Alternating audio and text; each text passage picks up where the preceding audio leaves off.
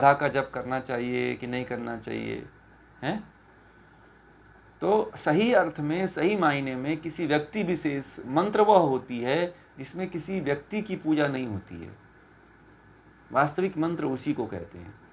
जो मंत्र में किसी व्यक्ति का, किसी महापुरुष का यदि उच्चारण लिखा हुआ है तो वह मंत्र नहीं होती है। वास्तव में यदि केवल मंत्र जो है ईश्वर के लिए ही प्रयुक्त होते हैं, परमात्मा के लिए, ब्रह्म के लिए ही प्रयुक्त होता है। जो गायत्री मंत्र है वो केवल ईश्वर के लिए है। ओम है तो ओम का यदि जप करते हो तो केवल ब्रह्म के लिए है। और ओम से श्रेष्ठ तो कोई मंत्र ही नहीं है कहते। ओम का जो जप करने वाला होता है, इससे श्रेष्ठ तो कोई मंत्र ही नहीं है कहते हैं। और महर्षि पतंजलि ने तो योग दर्शन में यह कह दिया कि तस्य वाचकः प्रणवः, प्रणव ही उस परमात्मा का वाचक शब्द है।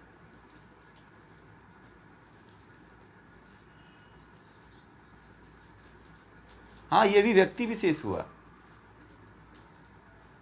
यदि आप उसको ब्रह्म मान करके करते हो ना, अब जैसे राम नाम का जप करते हो तो उसमें व्यक्ति विशेष आ ही जाता है जप करते हुए, ठीक है। इससे अच्छा है कि ईश्वर कृत जो परमात्मा जो के वेदों के द्वारा शास्त्रोक्त मंत्र हैं उनका जप करिए। ओम है, गायत्री मंत्र है, इनका जप करिए। यदि आप राम का जप,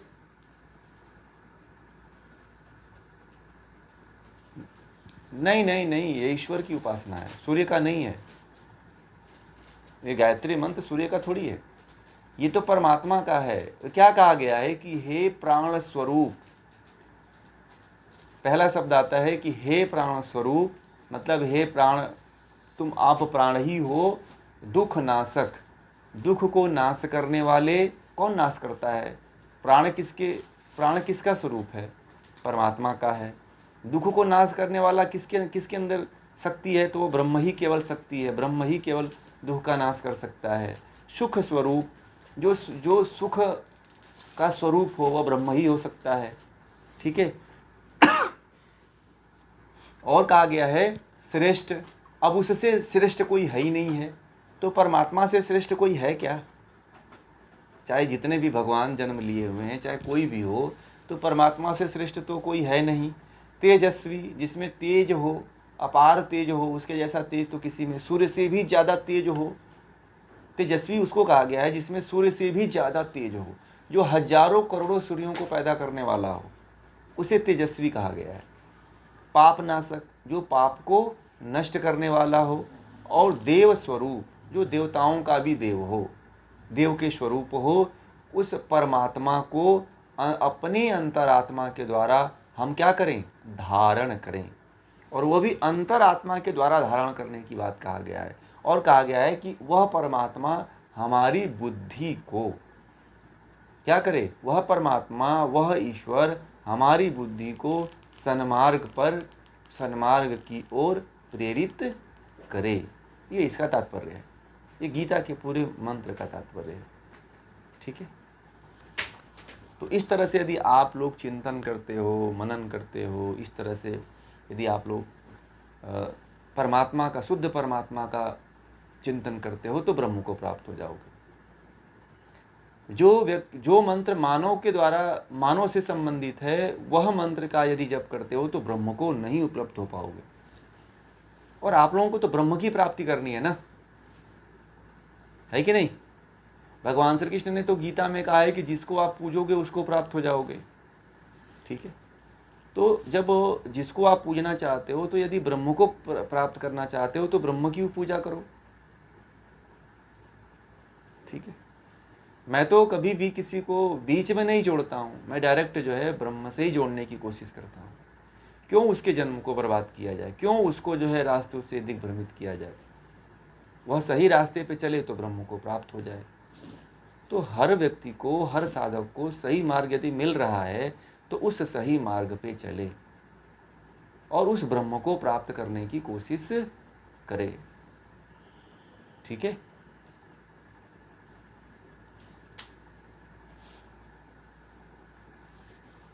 और जप का तो बड़ा प्रावधान है। यदि जप आप नहीं करते हो तो साधना के क्षेत्र में नहीं जा पाओगे। चाहे मान लो आपको महामृत्युंजय मंत्र दे दिया गया, तो महामृत्युंजय मंत्र का आप जप करते रहो, ठीक है। महामृत्युंजय मंत्र भी जो है वह भी ईश्वरकृत मंत्र है, ठीक है। या मैं आप लोगों के सामने, हाँ बोलिए।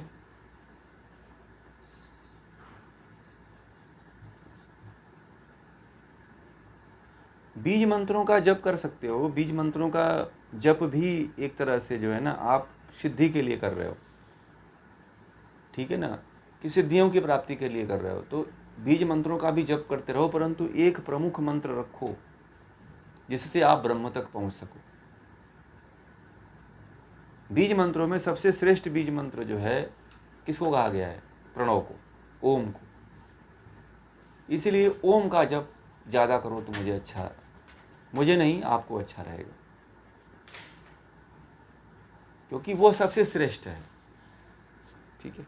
और ओम के जप को सभी ऋषियों ने किया हुआ है, और मेरा कोई मंत्र है नहीं, और मैं कोई आपको ये दीक्षा दे नहीं रहा हूँ। ये तो हजारों लाखों करोड़ों वर्षों से चले आ रहे ऋषियों का एक बहुत बड़ा देन है, जिस पे चल कर के वो लोग मुक्त हुए हैं। तो हमें भी इस पे चलना चाहिए, ठीक है। हम जिनको भगवान मानते हैं वो भी इन्हीं मंत्रों का जप करते हैं, तो हम क्यों ना करें, ठीक।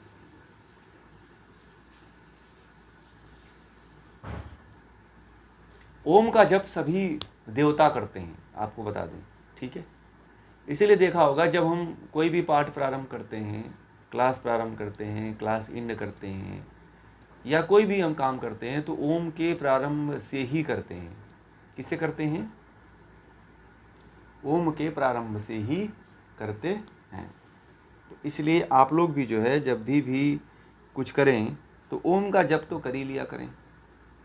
इसमें कुछ जाता तो है नहीं, कुछ मिलता ही है, ठीक है। तो आप सीधे ईश्वर से कनेक्ट हो रहे हो, और ईश्वर के निज नाम का आप स्मरण कर रहे हो, ठीक है।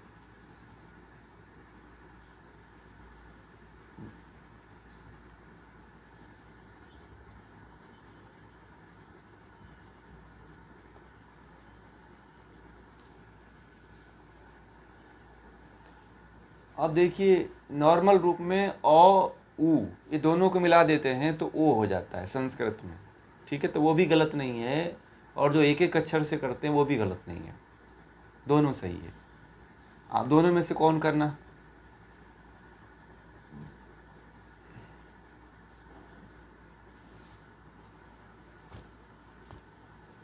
नहीं, म छोड़ना नहीं चाहिए, दोनों।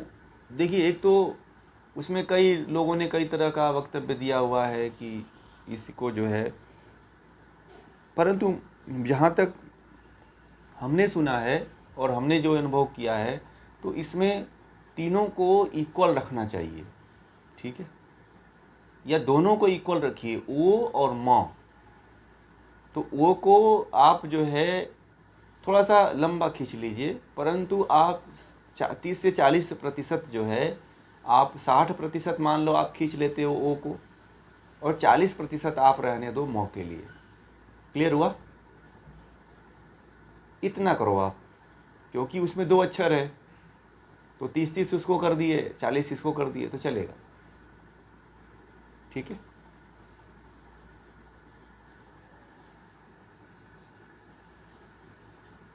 हाँ, वो चक्र नहीं, नहीं नहीं, वो चक्रों को नहीं करते हैं, वो तो एक माना गया है, यह संपूर्ण ऊर्जा को आपके शरीर के एक्टिवेट करता है, और ओम अपने आप में संपूर्ण है।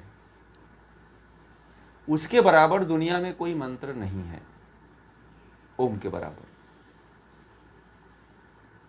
ओम ही ईश्वर का निज नाम है, ठीक है। परमात्मा के को जो है सबसे पहले जब सृष्टि की उत्पत्ति हुई, तो शब्द की ही उत्पत्ति हुई थी, और इस ओम की ही उत्पत्ति हुई थी सर्वप्रथम, ठीक है। इसलिए ओम का जब ज़्यादा प्रेफरेंस करिए। गायत्री मंत्र है, महामृत्युंजय मंत्र है, इन मंत्रों को ज़्यादा आप लोग अपने जीवन में अपनाने का प्रयास करिए। और बाकी सब मंत्र बहुत से हैं, देवी देवताओं के लोग मंत्र जपते रहते हैं। कुछ देवताओं के मंत्र हैं तो उनको भी जपते हैं, गणेशाय नमः, दुर्गाय नमः, काली नमः, हिरण्य, ओम ह्रीं श्रीं काली नमः, ये सब जो है मंत्र। ओम नमः शिवाय, ओम नमो भगवते वासुदेवाय, ओम ब्रह्माय नमः स्वाहा, ओम दुर्गाय नमः स्वाहा, इस तरह बहुत से मंत्र हैं। यदि उन मंत्रों में भी भगवान होता है, ईश्वर होता है, ब्रह्म होता है, ठीक है, परंतु आप ब्रह्म का यदि आपके भीतर चिंतन हो लेकर के करते हो ना, तो वो ब्रह्म बन जाएगा, वो भी मंत्र ब्रह्म हो जाएगा। कोई गणेश की पूजा करना चाहे, गणेश मंत्र से करना चाहता है, तो आप जो गणेश जी भगवान शिव से पैदा हुए हैं उनका चिंतन मत करिए, आप उस ब्रह्म का चिंतन करिए, तो आप ब्रह्म को प्राप्त हो जाओगे उसी मंत्र से। कबीर ने राम शब्द का चिंतन किया था, राम मंत्र लेकर के चिंतन किया था ब्रह्म का, तो वो उस ब्रह्म को प्राप्त हो गए। मंत्र कोई भी आप ले सकते हो, परंतु ब्रह्म को प्राप्त होना जरूरी है, ब्रह्म का चिंतन करना जरूरी है, ठीक है। जो आपको मंत्र पसंद हो उन मंत्रों को आप ले लीजिए, और चिंतन, ध्यान, मानसिक आपका चिंतन जो है उस ब्रह्म का ही होना चाहिए, ठीक है।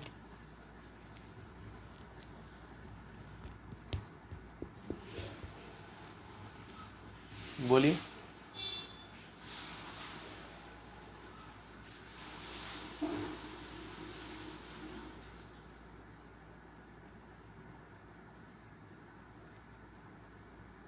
हाँ, हमेशा सत्य बोलिए आप। जो भी व्यक्ति है आपके सामने वो झूठ बोल रहा है, तो कहते हैं कि जब वह पाप कर रहा है तो उसके पाप का प्रभाव आपके चरित्र पे, जीवन में नहीं पड़ना चाहिए, ठीक है। आप इतना मजबूत हो कि सत्य को, वो उसके असत्य को आप ज़्यादा प्रभावकारी होने मत दीजिए। यदि आप बार बार सत्य को रखते हो तो असत्य का रंग होता है ना, एक दिन फीका पड़ जाता है, और सत्य जैसा है वैसे ही रहता है। कोई कितना भी झूठ बोले, उसके सामने आप सत्य ही बोलो, झूठ मत बोलो। अपने कर्मों को और अपने सिद्धांतों से कभी समझौता मत करिए, विजय आपकी होगी। आप क्यों दूसरे के द्वारा आप अपने कर्मों को क्यों खराब करोगे भाई? आप इतना तप कर रहे हो, आप इतनी साधना कर रहे हो, हैं, इतना मेहनत कर रहे हो, आप लोग इतने सालों, 1 साल से आप लोग लगे हुए हो, लग करके आप लोग जो है इन शास्त्रों का, ग्रंथों का अध्ययन कर रहे हो, चिंतन कर रहे हो, और आपके सिद्धांतों को और आपके ज्ञान को एक अदना सा व्यक्ति आकर के वह धूमिल कर दे तो कुछ अच्छा नहीं दिखता है। आप उसको जिस कंडीशन में है उस ऐसे व्यक्ति के साथ या तो उपेक्षा का भाव रखिए आप। महर्षि पतंजलि ने कहा है ना, उपेक्षा का भाव, ना अच्छा का ना बुरा का, बस उसको न्यूट्रल में छोड़ दीजिए। ना ही उसके प्रति आप अच्छा सोचिए, ना ही उस व्यक्ति के साथ बुरा सोचिए, बस उपेक्षित भाव अपने जीवन में अपना लीजिए। जैसे कि ना होने का भाव ही अपना लीजिए कि रहना न रहना उसके साथ बराबर है। ऐसा इस भाव में यदि आप जीना शुरू कर देंगे तो आप जी सकते हैं, ठीक है। आप अपने आप को क्यों खराब करोगे? आप अपने जीवन को उन्नत बना रहे हैं ना, तो जो बनना चाहता है उसको सुधार सकते हैं, जो नहीं बनना चाहता है उसको आप नहीं सुधार सकते हो। जो बिगड़ना ही चाहता है, जिसने ठान ही रखा है कि मुझे बिगड़ना ही है, तो उसको आप लाख कोशिश करोगे तो नहीं बचा पाओगे आप, ठीक है। इसलिए अपने सिद्धांतों को कभी मत छोड़िए, क्योंकि आप सही सिद्धांत पे चल रहे हो, आप ईश्वरकृत शास्त्र सम्मत सिद्धांतों पे चल रहे हो। इसलिए शास्त्रों के द्वारा कही हुई सिद्धांतों को मत छोड़िए। हाँ, यदि कहते हैं कि यदि आपको इस राह पे चलते हुए जो है कहते हैं कि सत्य के सिद्धांत पे से कभी समझौता नहीं करना चाहिए, इसको नहीं छोड़ना चाहिए, चाहे व्यक्ति को छोड़ना पड़ जाए, क्योंकि यही सिद्धांत आपको एक दिन चरमो उत्कर्ष पे लेके जाएंगे। व्यक्ति विशेष तो जीवन का एक पार्ट है, ठीक है, आज है कल नहीं है, ठीक है। उसके मन के ऊपर है कि आपको आप वह आपके साथ है और आप उसके साथ हैं, ठीक है। परंतु ये जो सिद्धांत हैं आपके जीते जी तो रहेंगे ही, मरने के बाद भी आपके साथ रहेंगे, ठीक है। तो जो आपके साथ सदा बना रह रहा है, आप उसी को पकड़ के रखिए, ठीक है। आप समझ गए होंगे मेरी बातों को।